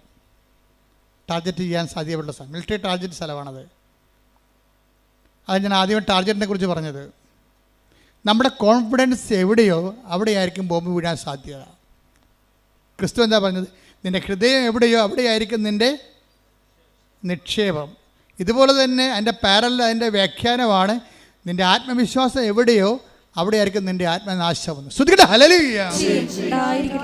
അപ്പം എനിക്ക് ഈ ദൈവത്തിന് ആവശ്യമില്ല. വീട്ടിൽ അപ്പന് വരെ ചിലവ് കൊടുക്കുന്ന ദൈവം ഞാനാണ്. മനസ്സിലായത്? അതാണ് വിഷയം. അപ്പോൾ ഈ വേറെ ദൈവത്തെ ആത്മവിശ്വാസത്തിൻ്റെ ഒരു പ്രശ്നം എന്താ? ആത്മവിശ്വാസത്തിൻ്റെ പ്രശ്നം വേറെ ദൈവത്തെ സൃഷ്ടിച്ചുകൊണ്ടിരിക്കും. ഇത് ജഡിക മനുഷ്യൻ്റെ ഒരു സ്വാഭാവിക ജൈവ പ്രവണതയാണ്. ഈ ആത്മവിശ്വാസം വേറെ ദൈവത്തെ സൃഷ്ടിച്ചുകൊണ്ടിരിക്കാം. വേറെ ദൈവത്തെ സൃഷ്ടിച്ചുകൊണ്ടിരിക്കണത് തന്നെയല്ല, അത് ചില സമയത്ത് നീ തന്നെയായിരിക്കും ആ ദൈവം, അല്ലെങ്കിൽ നിൻ്റെ പ്രൊഫസറായിരിക്കും നിൻ്റെ ദൈവം. കാര്യം ഈ മനുഷ്യന്മാർക്ക് എപ്പോഴും ആരാധന വാസന ഉള്ളതാണ്. ആരാധന വാസന. ഈ ആരാധന വാസന ദൈവം മനുഷ്യരിൽ വെച്ച് കൊടുത്തിരിക്കുന്നത് എന്തുകൊണ്ടാണ്? അതൊരു ആരാധന വാസന ഒരു ജന്മവാസനയാണ്. വാസനയല്ലേ, അത് ഇൻസ്റ്റിങ്ക്റ്റ് അല്ലേ? ആരാധന വാസനയാണ്, ഇൻസ്റ്റിങ്ക്റ്റാണ്. ഇപ്പം ഇവിടെ ഒരു പുഴയാണ്. നമ്മൾ 1 കിലോമീറ്റർ അകലെ ഒരു പുഴയുമില്ല, അവിടെയെങ്കിലും വെള്ളവുമില്ല. ഒരു ആമയെ പിടിച്ചിട്ട് കിഴക്കോട്ട് തിരിച്ച് വെച്ച് നോക്കിയേ, അത് അപ്പം തന്നെ പടിഞ്ഞോട്ട് തിരിഞ്ഞിട്ട് ഈ പുഴയിലേക്ക് നടക്കും. അതാണ് വാസന എന്ന് പറയണത്. ഇപ്പം ഇവിടെ ഒരു പുഴ കിടക്കുകയാണ്. കിഴക്ക് വശത്ത് നമ്മുടെ ആനയെ ഒരു കിലോമീറ്റർ അകലെ ഒരു ആമയെ പിടിച്ചിട്ട് കിഴക്കോട്ട് നോക്കിച്ച് വെക്കും അത്. അപ്പോൾ എന്ത് ചെയ്യും? ആമ ഓട്ടോമാറ്റിക്കായിട്ട് പടിഞ്ഞോട്ട് തിരിയും. വെള്ളമുള്ള സ്ഥലത്തേക്ക് തിരിയാനുള്ള ഒരു വാസനയുണ്ട്. അപ്പോൾ ആരാധിക്കാനുള്ള വാസന വെള്ളമുള്ളിലേക്ക് തിരിയാനും ദൈവമുള്ളിടത്തേക്ക് തിരിയാനുള്ള ഒരു ദൈവവാസനയാണത്. പക്ഷേ ഈ ദൈവവാസന ഡൈവേർട്ട് ചെയ്യപ്പെട്ട് കഴിഞ്ഞാൽ വേറെ ദൈവങ്ങൾ ഉത്ഭവിപ്പിക്കാൻ തുടങ്ങും. ചിലപ്പോൾ നിൻ്റെ കെമിസ്ട്രി പ്രൊഫസറൊക്കെ നിൻ്റെ ദൈവം. എന്താ കാര്യം? നീ ഒരു മനുഷ്യനെ ആഗ്രഹിക്കുന്ന എല്ലാ ക്വാളിറ്റിയും അവനിലുണ്ട്.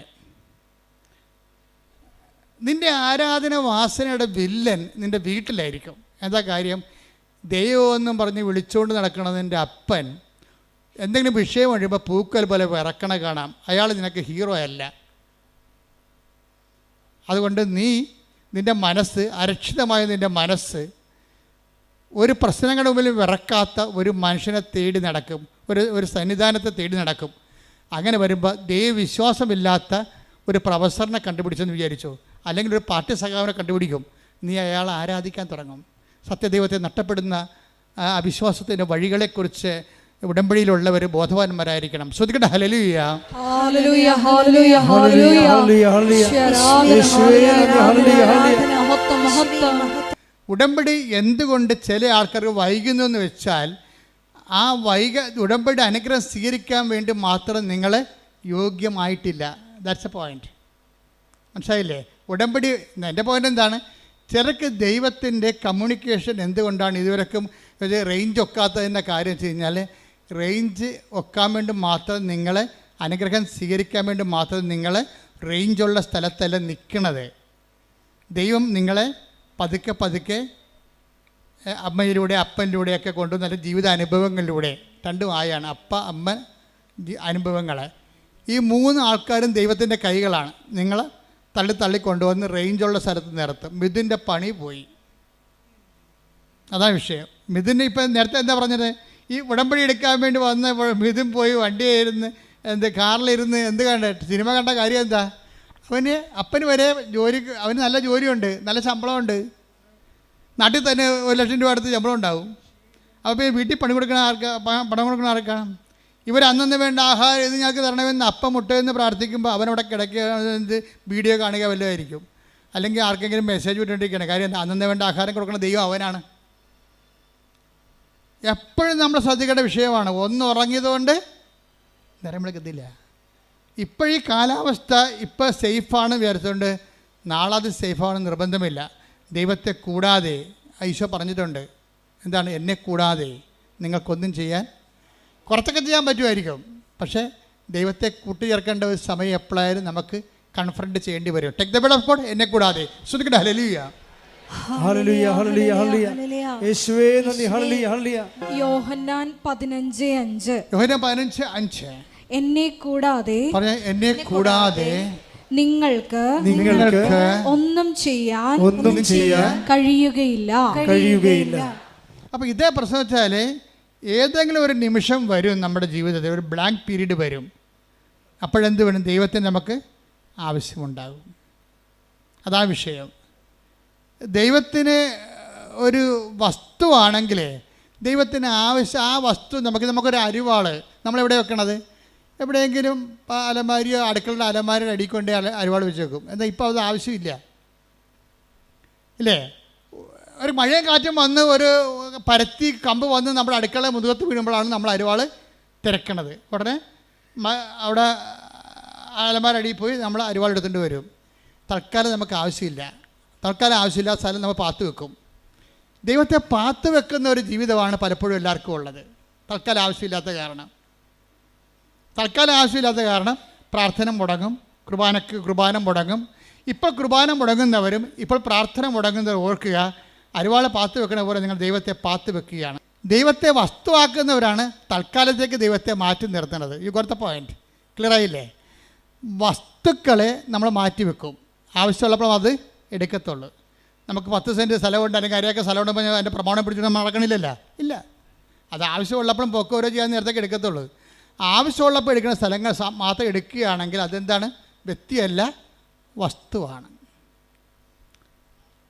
നീ നിൻ്റെ ദൈവത്തിന് ആവശ്യമുള്ളപ്പോൾ, ഒരു ജീവിത ആവശ്യമുള്ളപ്പോൾ മാത്രമാണ് എടുക്കുന്ന വ്യക്തിയാണെങ്കിൽ നീ ദൈവത്തെ വ്യക്തിയായിട്ട് കാണുന്നില്ല, വസ്തുവായിട്ട് കാണുന്ന. വസ്തുവായിട്ട് കണ്ടാൽ ദൈവം വർക്കൗട്ടല്ല. അതുകൊണ്ടാണ് ഉടമ്പടി ലാഗ് ചെയ്യണത്. ശ്രുതികട ഹല്ലേലൂയ. മിഥുനിപ്പോൾ ഇവിടെ ഉടമ്പടി എടുത്തില്ല, അവൻ കാറിൽ പോയിരുന്നൊരു സിനിമ കണ്ടു എന്ന് പറഞ്ഞുകൊണ്ട് അയാളൊരു നോൺ പ്രാക്ടീസിങ് കാത്തലിക്കൊന്നും അല്ല. അയാൾ അത്യാവശ്യം കൊന്തയിലുള്ള ആളാണ്, വീട്ടിലൊക്കെ പ്രാർത്ഥന കൂടുന്ന ആളാണ്, അതിനെതിരിപ്പൊന്നുള്ള ആളല്ല. ദൈവത്തിൻ്റെ കരം പിടിച്ച് നടക്കാത്ത ആളൊന്നുമല്ല. പക്ഷേ എന്താ പ്രശ്നം വെച്ച് കഴിഞ്ഞാൽ, നിങ്ങൾ ദൈവത്തിൻ്റെ കരം പിടിച്ചിട്ടുണ്ടെന്ന് ദൈവത്തിന് തോന്നിയിട്ടില്ല. അതാണ് പ്രശ്നം. നമ്മൾ പ്രാർത്ഥിക്കുന്നു, പക്ഷേ പ്രാർത്ഥിക്കുന്നതായിട്ട് നമ്മൾക്കത് തോന്നണില്ല. മനസ്സിലായില്ലേ? നമ്മൾ പള്ളിയിൽ പോകുന്നതായിട്ടും കുർബാന കൂടുന്നതായിട്ടും നമ്മൾക്കത് തോന്നണില്ല. എന്താ കാര്യം? നിങ്ങളത് സ്പിരിച്വൽ ഫ്രിജിഡിറ്റിയിലാണ്. You are a spiritual frigidity. ഇതിനാദ്യം വേണ്ടത് അവെയർനെസ്. സ്പിരിച്വൽ ഫ്രിജിഡിറ്റി, ആധ്യാത്മിക ശൈത്യത്തെ അതിജീവിക്കാനുള്ള ആദ്യ മാർഗമെന്ന് പറയുന്നത് അവെയർനെസ്സാണ്. എന്താണ്? ഞാൻ ചെയ്യുന്ന കാര്യത്തിൽ എൻ്റെ മനസ്സ് ഉറപ്പിക്കണം. നിങ്ങളിവിടെ ആയിരിക്കാണ്, ഉടമ്പടി എടുത്തിരിക്കുന്ന ആളാണ്. ഇപ്പം ചില ആൾക്കാർക്കൊക്കെ ഉടമ്പടിയെക്കുറിച്ച് വല്ലാത്ത കോൺഷ്യസാണ്. എന്താ കോൺഷ്യസ്? അവബോധമാണ്. എന്താ കാര്യം വെച്ച് കഴിഞ്ഞാൽ, അവരിപ്പോൾ ഒരു അപകടം ഉണ്ടായാൽ, ഞാൻ ഇപ്പോഴും ഓർക്കും, ഒരു ആങ്ങളെ ഉടമ്പടി എടുത്ത്, ഒരു പെങ്ങൾ ഉടമ്പടി എടുത്തതാണ്. അപ്പോൾ ഉടമ്പടി എടുത്ത് അവളങ്ങനെ ഉടമ്പടി ജീവിക്കുകയാണ്. വേറെ എന്തോ കാര്യത്തിന് വേണ്ടി, അവൾക്ക് വേണ്ടി, ഭർത്താവിന് വേണ്ടിയൊക്കെയാണ് ഉടമ്പടി എടുത്തിരിക്കുന്നത്. പക്ഷേ അവൾക്ക് ഉടമ്പടിയാണെന്ന് അവൾക്ക് അവയർനെസ് ഉണ്ട്. പക്ഷേ കുറച്ച് കഴിഞ്ഞപ്പോൾ ഒരു ഭയങ്കര ഫോൺ കേട്ട അവൾ ഫോൺ എടുത്ത് നോക്കിയപ്പോൾ കൂട്ടുകാരത്തി വിളിച്ചിരിക്കുകയാണ്, എടി നിൻ്റെ ആങ്ങളയെ വണ്ടി ഇടിച്ചെന്ന് പറഞ്ഞ്. ആ വണ്ടി കണ്ട ആങ്ങളെ ഉണ്ടെന്ന് അറിയാൻ പറ്റത്തില്ല, നീ പേടിക്കാൻ പറയുകയല്ല, നീ പ്രാർത്ഥിക്കാൻ പറയണമെന്ന് പറഞ്ഞ് അവർ ഫോൺ കട്ട് ചെയ്തു. ഫോൺ കട്ട് ചെയ്യണമെങ്കിൽ ഇവളൊരു കാര്യം പറയും, എൻ്റെ ആങ്ങളെക്ക് ഒരു ചുക്ക് സംഭവിക്കത്തില്ല, ഞാൻ ഉടമ്പടി എടുത്തതാണെന്ന്. ഇതാണ് കവനൻ്റ് കോൺഷ്യസ് എന്ന് പറയണത്. Covenant conscious. ഉടമ്പടി എടുക്കുമ്പോൾ നിങ്ങളുടെ കയ്യിൽ ഞാൻ എപ്പോഴും തരികയില്ലേ. ഇപ്പം ചില ആൾക്കാർ എന്നെ കണ്ടു കഴിയുമ്പോൾ ആൾക്കാർ ചോദിക്കുക, അച്ഛാ ഇത് കണ്ട അച്ഛാ, ഉടമ്പടി കാശുരൂപയില്ല, ഞാൻ കൊച്ചു കാശ് കൊണ്ട് നടക്കണമെന്ന് പറയും. ഞാൻ പറഞ്ഞു, കൊച്ചു ഉടമ്പടി കാശുരൂപ എന്ത് ചെയ്യും? അപ്പം മിണ്ടത്തില്ല. അതെന്താ കാര്യം? അവർ മകൾക്ക് കൊടുത്തതാണേ, നമുക്കത് കൈമാറ്റം ചെയ്യാൻ പറ്റത്തില്ല. ഉടമ്പടി കാശുരൂപം പോയാൽ നിങ്ങളുടെ മുമ്പിൽ ഉടമ്പടി കാശ് ഇനി വേണമെങ്കിൽ ഉടമ്പടി എടുക്കാനേ പറ്റത്തുള്ളൂ. അല്ല എന്തെങ്കിലും ഒരു വസ്തു തരികയല്ല. ഉടമ്പടി നിങ്ങളുടെ നെഞ്ചത്ത് കിടക്കുമ്പോൾ, ആ കാശ് നിങ്ങളുടെ നെഞ്ചത്ത് കിടക്കുമ്പോൾ നിങ്ങൾ ഉടമ്പടിയാണ്. അത് ഒരു ഓർമ്മയാണ്. നിങ്ങൾക്കറിയാവില്ല, ക്രിസ്ത്യാനിറ്റിയിലെല്ലാം വർക്കിംഗ് കണ്ടീഷനിലായിരിക്കുന്നത് ഓർമ്മ സ്റ്റേജിലാണ്. ഓർമ്മയെ ഉണർത്തുക എന്നുള്ളതാണ് വിശ്വാസിയുടെ നടപടിക്രമങ്ങളുടെ പ്രധാന ലക്ഷ്യം.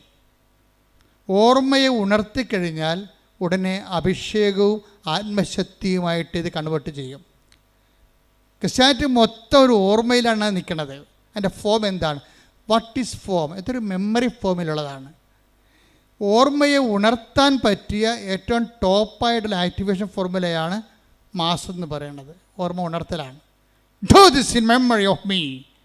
ഇതെൻ്റെ ഓർമ്മ. എന്നെ സംബന്ധിച്ചിടത്തോളം ഭയങ്കര ഈ കുർബാന, ആൾക്കാരോട്ട് നടത്തുന്ന കുർബാന എന്ന് പറയുന്നത് ഒരു വല്ലാത്ത കുർബാനയാണ്. അത് ആഘോഷമാണ് ശരിക്കും. എന്തിനാഘോഷിക്കുന്നു?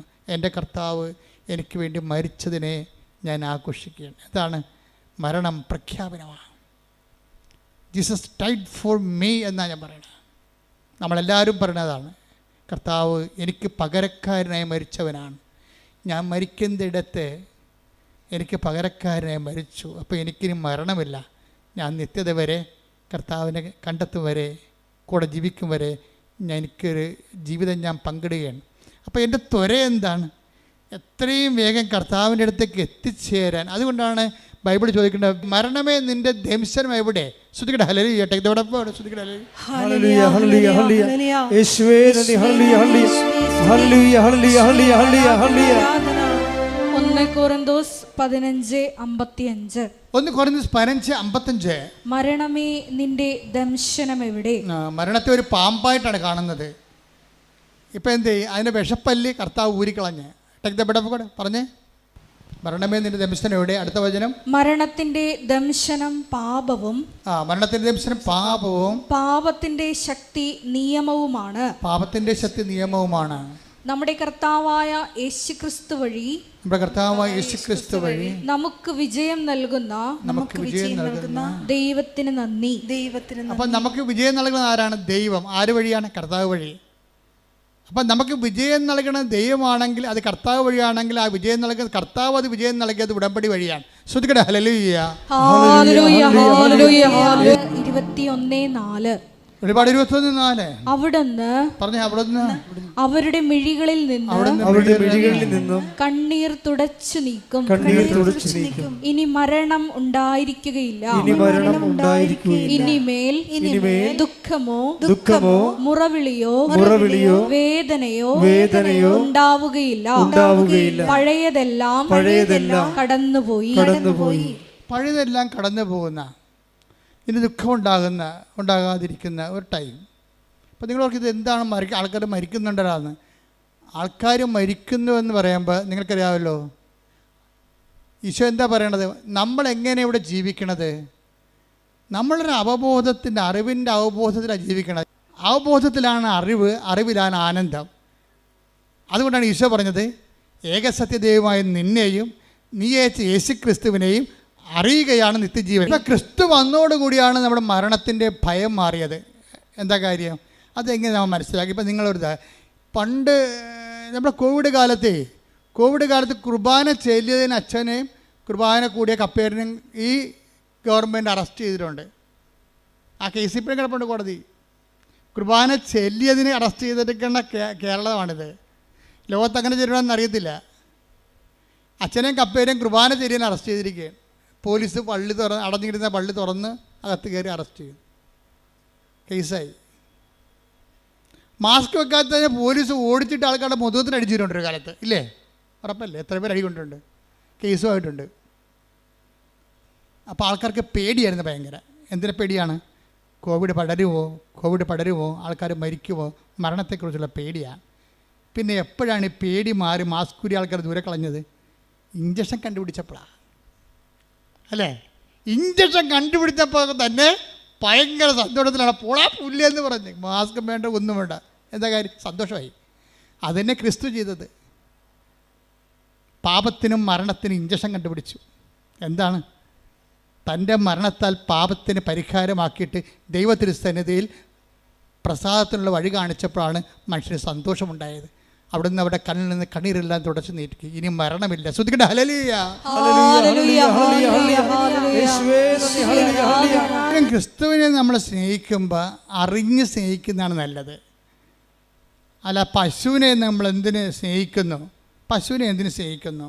പശു എനിക്ക് പാല് തരുന്നു, ക്രിസ്തു എനിക്ക് IELTS തരുന്നു. കണ്ട, പല ആൾക്കാരുടെ ഉള്ളിൽ അറിവിൽ ക്രിസ്തുവിന് പശുവിൻ്റെ റേറ്റിങ്ങേ ഉള്ളൂ. ഞാൻ പശുവിനെ സ്നേഹിക്കുന്നു. എന്താ കാര്യം? പശു എനിക്ക് പാല് തരുന്നു. പിന്നെ എന്താ? പശു എനിക്ക് ചാണകം തരുന്നു.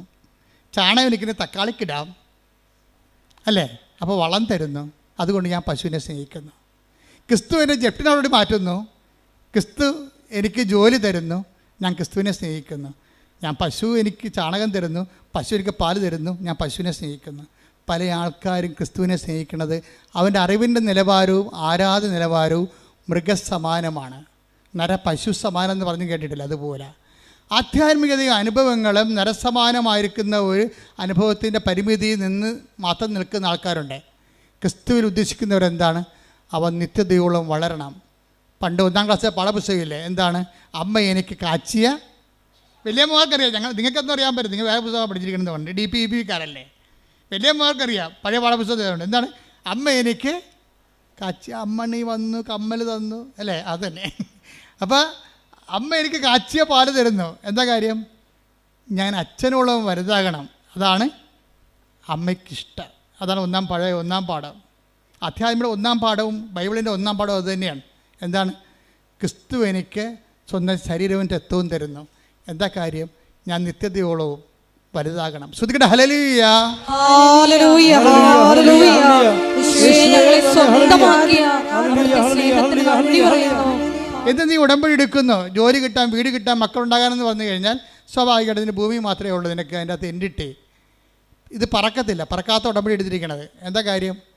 താറാവ് അധികം പറക്കത്തില്ലല്ലോ, ഇല്ലേ? പക്ഷെ കഴുകനാണെങ്കിൽ പറക്കും. അപ്പോൾ നീ ഒരു ഈഗിൾ കവനൻ്റാണ് എടുത്തിരിക്കണമെന്നുണ്ടെങ്കിൽ ഇത് പറന്നങ്ങ് നിൽക്കും. എന്താ കാര്യം? എന്താ? നിത്യത. എന്താണ് ഇതിൻ്റെ ഉദ്ദേശം? എന്താണ്? നിത്യതയാണ്.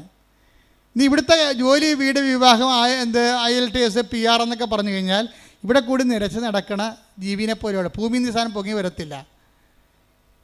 അതുകൊണ്ട് തന്നെ ഉടമ്പടിയിൽ എപ്പോഴും നിത്യത നിൻ്റെ ഒരു ജീവിത വിഷയമായിരിക്കണം. അതെന്താ കാര്യം വെച്ച് കഴിഞ്ഞാൽ ക്രിസ്തുവിൻ്റെ സ്വപ്നം അതാണ്. B perfect as your heavenly Father is perfect. Take the word of God. Hallelujah. Hallelujah, ഹല്ലേലൂയ, ഹല്ലേലൂയ, ഹല്ലേലൂയ. യേശുവേ നന്ദി, യേശുവേ സ്തുതി. ഹല്ലേലൂയ. മത്തായി 5:48. മത്തായി 5:48. നിങ്ങളുടെ സ്വർഗസ്ഥനായ പിതാവ്. അതാ നിത്യതയോളം വളരാൻ ഉദ്ദേശിക്കണുണ്ടല്ലോ. നോക്കിയേ, നിങ്ങൾ പറഞ്ഞു നിങ്ങളുടെ സ്വർഗസ്ഥനായ പിതാവ് പരിപൂർണനായിരിക്കുന്നത് പോലെ നിങ്ങളും പരിപൂർണരായിരിക്കുവിൻ. ഈ മനുഷ്യ യാഥാർത്ഥ്യത്തിൻ്റെ ഒരു ആന്തരിക ചോദന എന്താ? ഒന്നും പരിപൂർണമല്ല എന്നുള്ളതാണ്. ഈ കലയെല്ലാം രൂപപ്പെട്ട് വന്നിരിക്കുന്നത് എന്താണ്? ഒരു അതൃപ്തിയിൽ നിന്ന് വന്നിരിക്കുന്നതാണ് എല്ലാം. ശാസ്ത്രം ഇവിടെ നിന്ന് വന്നതാണ്, അതൃപ്തിയിൽ നിന്ന് വന്നതാണ്. ഇതല്ല ഇതിനേക്കാൾ മെച്ചമായിട്ടുള്ളത്. അപ്പോൾ ഇതിനേക്കാൾ മെച്ചമായിട്ടുള്ളത് ഉണ്ട് എന്നുള്ളത് ആന്തരികമായ ഒരു മനുഷ്യൻ്റെ ഒരു ത്രൈവാണ്. ഇതിനേക്കാൾ മെച്ചമായിട്ടുള്ളത് എന്താണെന്ന് വെച്ച് കഴിഞ്ഞാൽ ആ മെച്ചമായിട്ടുള്ള സംഭവങ്ങൾ ഉണ്ടാക്കുന്ന അനുസരിച്ച് കൊണ്ട് ആ മെച്ചം നമ്മളെ വീണ്ടും അടിമയാക്കും. എന്താ കാര്യം? ഇപ്പം നിങ്ങൾ AC ഇല്ലാത്ത വീടാണ്. പണ്ട് ഞാനൊക്കെ ഓർക്കുന്നുണ്ട്, ഞങ്ങൾ വീട്ടിലൊക്കെ താമസിക്കുമ്പോൾ ഒരു പായ എടുത്തിട്ട് ഒരു പള്ളിയിൽ നിന്ന് മേടിച്ച പെരുന്നാളിന് മേടിച്ചൊരു ബെസറിയുണ്ട്, അല്ലേ? അപ്പോൾ നല്ല ചൂടായിരിക്കും നാട്ടിൻപുറത്തൊക്കെ ഈ ജനുവരി മാസം, മാർച്ച് മാസത്തിലൊക്കെ. അപ്പോൾ എന്ത് ചെയ്യും? നമ്മളിങ്ങനെ ഈ ബെസറി കൊണ്ട് വീശി രാത്രി നല്ല വേർപ്പായിരിക്കുമേ. അപ്പം വീശി എന്ത് ചെയ്യും? വീശി വേർത്ത് ഉറങ്ങിപ്പോവും. അതേ ഉള്ളൂ. കറണ്ടില്ലാത്ത സമയത്ത് പിന്നെ അവിടെ കിടക്കാൻ പറ്റത്തില്ല. ബെസറിക്ക് നമ്മളെ രക്ഷിക്കാൻ പറ്റണില്ല. ഫാൻ കണ്ടുപിടിച്ചപ്പോൾ അതിന്മേൽ മുഴുവൻ പുകയുടെയും കരിയും ചിലന്തി വരെയൊക്കെ ആയപ്പോൾ മനുഷ്യൻ AC വെച്ചു. AC കുറച്ച് നേരം ഇരുന്ന് കഴിയുമ്പോൾ AC തന്നെ റിപ്രക്കഷൻസും റെസിപ്രേഷനും പല രോഗങ്ങളൊക്കെ ആയിട്ട് ഈ വെള്ളം കുടിക്കണവന് ഇനിയും ദാഹിക്കും. ഈശോ പറഞ്ഞതല്ലേ, ബെസറി പിടിക്കണവന് പിന്നെയും ദാഹിക്കും, അവന് ഫാൻ വേണം. ഫാനുള്ളവന് പിന്നെയും ദാഹിക്കും, അവന് AC വേണം. ഈ വെള്ളം കുടിക്കണവന് ഇനി ഹല്ലേലൂയ.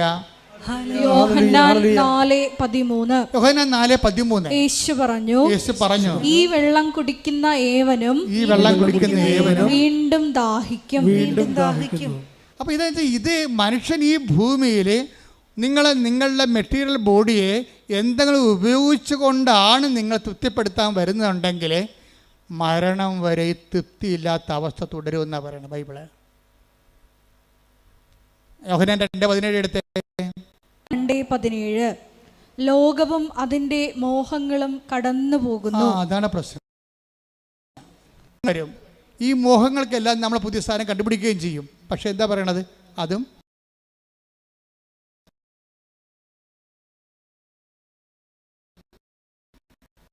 മാറ്റിപ്പെടുത്താൻ പറ്റത്തില്ല. ഇതിൻ്റെ സ്റ്റാറ്റസ് ഇങ്ങനെ അപ്ഗ്രേഡ് ചെയ്ത് പോകാനാണെങ്കിൽ ഞൊട്ടേണ്ടി വരും എന്നർത്ഥം. ഒരാൾക്കാരും അവിടെ അഭിമാനം, അവിടെ സ്റ്റാറ്റസ് കീപ്പ് ചെയ്യണം. എങ്ങനെയാണ്? ബ്രാൻഡ് ചേഞ്ച് ചെയ്തുകൊണ്ടാണ്. കാറിൻ്റെ ബ്രാൻഡ് ചേഞ്ച് ചെയ്യുന്നു. അവർ ഉപയോഗിക്കുന്ന ഓരോ വസ്തുക്കളെയും സ്റ്റാൻഡേർഡ് കമ്പനിയുടെ ബ്രാൻഡിനൊപ്പമാക്കി എടുത്തിട്ട് ഈ ജഡിക മനുഷ്യൻ ഇങ്ങനെ വളർന്നുകൊണ്ടിരിക്കും. ഈ ജഡിക മനുഷ്യനെ യേശു ക്രിസ്തുവിനെ സ്വീകരിക്കാൻ സാധ്യമല്ല. ഹല്ലേലൂയ. ഹല്ലേലൂയ, ഹല്ലേലൂയ. മഹത്വം, മഹത്വം, മഹത്വം. യോഹന്നാൻ 14:17.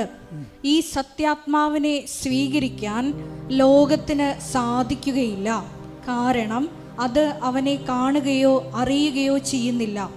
എന്നാൽ നിങ്ങൾ അവനെ അറിയുന്നു, കാരണം അവൻ നിങ്ങളോടൊത്ത് വസിക്കുന്നു, നിങ്ങളിൽ ആയിരിക്കുകയും ചെയ്യും. ഇതൊരു തിരിച്ചറിവിൻ്റെ വിഷയമാണ്. നമ്മളോടൊത്ത് ആയിരിക്കുന്ന പരിശുദ്ധാത്മാവിനെ അവബോധപ്പെടുത്തുകയും നമ്മൾ നിറയാൻ വേണ്ടി അതിൻ്റെ ഫലങ്ങൾക്ക് വേണ്ടി പ്രാർത്ഥിക്കുകയും പരിശുദ്ധാത്മാവിൻ്റെ നൽകുന്ന പരീക്ഷണങ്ങളെ വിവേചിച്ച് മനസ്സിലാക്കുകയും അതിൻ്റെ പാഠങ്ങളെ പഠിക്കുകയും പൂർത്തിയാകാൻ വേണ്ടി ആത്മാവിനാൽ എന്താ പറയണത്, ഞാൻ തരുന്ന വെള്ളം കുടിക്കുന്നവന്, അതാണ് ഈശോ പറഞ്ഞത്. തിരുനാളിൻ്റെ മഹാദിനത്തിൽ അവൻ എഴുന്നേറ്റതെന്ന് 7 യോഹന്നാൻ 7:37. ശ്രദ്ധിക്കട്ടെ. ഹല്ലേലൂയ ഹല്ലേലൂയ ഹല്ലേലൂയ ഹല്ലേലൂയ. യേശുവേ നന്ദി. യോഹന്നാൻ 7:37. തിരുനാളിന്റെ അവസാനത്തെ മഹാദിനത്തിൽ, തിരുനാളിന്റെ അവസാനത്തെ മഹാദിനത്തിൽ യേശു എഴുന്നേറ്റ് നിന്ന് ശബ്ദമുയർത്തി പറഞ്ഞു, ആർക്കെങ്കിലും ദാഹിക്കുന്നെങ്കിൽ അവൻ എന്റെ അടുക്കൽ വന്ന് കുടിക്കട്ടെ. എന്നിൽ വിശ്വസിക്കുന്നവന്റെ ഹൃദയത്തിൽ നിന്ന് വിശുദ്ധ ലിഖിതം പ്രസ്താവിക്കുന്നത് പോലെ ജീവജലത്തിന്റെ അരുവികൾ ഒഴുകും. ഇപ്പോൾ ഉടമ്പടി എങ്ങോട്ടാണ് സഞ്ചരിക്കണം എന്ന് വെച്ചാൽ ജീവജലത്തിൻ്റെ ഉറവയിലേക്കാണ് സഞ്ചരിക്കുന്നത്. ജഡികമായ കാര്യങ്ങളൊക്കെയാണ് ചോദിച്ചിരിക്കണമെങ്കിലും ജഡികമായ കാര്യങ്ങളെക്കുറിച്ച് ഈശോ ഒരു തീർപ്പ് കൽപ്പിച്ചിട്ടുണ്ട്. സുപ്രീം കോടതി ഫുൾ ബെഞ്ച് തീരുമാനമാണ്. ഈശോ ഒരു കാര്യം പറഞ്ഞാൽ എന്താണ്? അവൻ അന്ത്യവിധിയാളൻ ആരാണ്? അവനല്ലേ. അപ്പോൾ അവനൊരു കാര്യം പറഞ്ഞാൽ പിന്നെ ഡിവിഷൻ ബെഞ്ചല്ല, ഫുൾ ബെഞ്ചാണത്. അവനൊരു കാര്യം പറഞ്ഞാൽ സ്വർഗീയ സുപ്രീം കോടതിയുടെ ഫുൾ ബെഞ്ച് തീരുമാനമാണ്. എന്താണ്? ഈ വെള്ളം കുടിക്കണവൻ ഇനി ദാഹിക്കും. നമ്മൾ എന്തെല്ലാം ഈ ലോകത്ത് നേടാൻ വേണ്ടി ഉടമ്പടി എടുത്താലും യഥാർത്ഥ ദാഹം എന്താണ്? ഞാൻ തരുന്ന വെള്ളം കുടിക്കുന്നതിന് ഒരിക്കലും ദാഹിക്കുകയില്ല. ഞാൻ തരുന്ന വെള്ളം എന്താണ്? തിരുനാളിൻ്റെ ഒന്ന് പറഞ്ഞേ, തിരുനാളിൻ്റെ 1-ാം ഘട്ടം തന്നെ. ഒരു വലിയ വിഷയം പറയുമ്പോൾ ഈശോ പഠന പാട് കണ്ടില്ലേ? തിരുനാളിൻ്റെ രണ്ടാമത്തത് എന്താ? മഹാദിനത്തിൽ പിന്നെന്ത്? അവൻ എഴുന്നേറ്റ് നിന്ന് ഉച്ചത്തിൽ പറഞ്ഞു. ഇത്രയും എംഫാറ്റിക് ആയിട്ടൊരു ഒറ്റ വാക്ക് ഈശോ പറഞ്ഞിട്ടില്ല. ഒരു വാക്ക് പറയാൻ വേണ്ടി തിരുനാളിൻ്റെ 11 ദിവസങ്ങളിൽ 11ാമത്തെ ദിവസം തിരഞ്ഞെടുക്കുകയാണ് ക്ലൈമാക്സ്. തിരുനാളിൻ്റെ മഹാദിനത്തിൽ എഴുന്നേറ്റ് നിന്ന് അവനെന്ത് ചെയ്ത്? അവൻ ഉച്ചത്തിൽ പറഞ്ഞു. താത്തി പറയാൻ സാധാരണ സ്ഥലത്തല്ല, ഉച്ചത്തിൽ പറഞ്ഞു. എന്താ പറഞ്ഞത്? നീ ദൈവത്തിലെത്തുന്നത് വരെ ഏത് മതത്തിലും ജാതിയിലും ജീവിച്ചാലും നീ ഒടുവിൽ എത്തിച്ചേരേണ്ട ഒരു സ്ഥലമുണ്ട്. എന്താണ് പറഞ്ഞ? ആർക്കെങ്കിലും ദാഹിക്കുന്നെങ്കിൽ അവൻ എൻ്റെ അടുത്ത് വരട്ടെ. എന്നിൽ വിശ്വസിക്കുന്നവരുടെ ഹൃദയത്തിൽ നിന്ന് ജീവജലത്തിന്റെ അരുവികൾ ഒഴുകും. ഈ ജീവജലത്തിന്റെ അരുവികൾ തന്നിൽ വിശ്വസിക്കാറുന്ന പരിശുദ്ധാത്മാവിനെ കുറിച്ച് അവൻ പറഞ്ഞത്. Take the word of God. ശ്രദ്ധിക്കട്ടെ. ഹല്ലേലൂയ ഹല്ലേലൂയ ഹല്ലേലൂയ. യേശുവേ നന്ദി. ഹല്ലേലൂയ ഹല്ലേലൂയ. 7:39. അവൻ ഇത് പറഞ്ഞത് തന്നിൽ വിശ്വസിക്കുന്നവരെ സ്വീകരിക്കാനിരിക്കുന്ന ആത്മാവിനെ കുറിച്ചാണ്. നീ പരിശുദ്ധാത്മാവിനെ സ്വീകരിക്കാൻ വേണ്ടി ഉടമ്പടിയിൽ ഞാൻ എപ്പോഴും പറയും, മക്കളെ, നിങ്ങൾ ഉടമ്പടി എടുക്കുമ്പോൾ ഒരു കോളം ദൈവത്തിന് കൊടുത്തേക്കണം.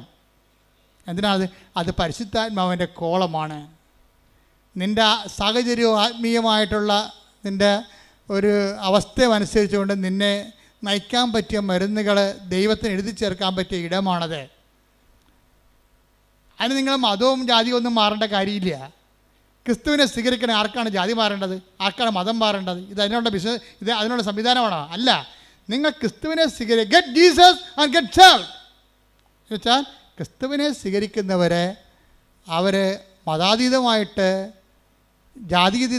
അതീതമായിട്ട് അപ്പനും മക്കളും തമ്മിൽ ഒരുമിച്ച് കണ്ടെത്തിക്കൊണ്ട് സന്തോഷത്തോടെ ജീവിക്കുന്ന സാഹചര്യം ഇവിടെ ഉണ്ടായത് നിൻ്റെ കടങ്ങൾ കർത്താവ് അവൻ്റെ മരണത്താൽ പരിഹരിച്ചത് കൊണ്ടും നിന്നെ അവൻ കടങ്ങളിൽ നിന്ന് നീ ചെയ്യേണ്ട പാപത്തിന് പരിഹാരം അവൻ ചെയ്തപ്പോൾ അവൻ്റെ പരിഹാരം എനിക്ക് വേണ്ടി കൂടിയാണെന്ന് ഞാൻ വിശ്വസിക്കുമ്പോഴാണ് ജ്ഞാനത്താൽ നമ്മൾ സ്നാനം സ്വീകരിക്കുന്നത്. വെള്ളം കൊണ്ടല്ല, ജ്ഞാനത്താൽ. ആ അറിവ് തന്നെയാണ് നമുക്ക് ജ്ഞാനമായി മാറുന്നത്. നിനക്ക് ക്രിസ്തുവിനെക്കുറിച്ചുള്ള സത്യമായ അറിവുണ്ടെങ്കിൽ നീ ജ്ഞാനത്താൽ സ്നാനം ചെയ്യപ്പെട്ട വ്യക്തിയാണ്. കാര്യം എന്താണ്? അറിവിൻ്റെ അഭവമായ ആദ്യവും അവസാനവും ആൽഫയും ഒമേഗയും ആരാണ്? ക്രിസ്തുവാണ്. അറിവെന്താണ്? അനുഭവം എന്ന് പറയുന്നത്. അറിവിൻ്റെ അനുഭവം നിത്യതയാണ്. ശ്രുതികട ഹല്ലേലൂയ.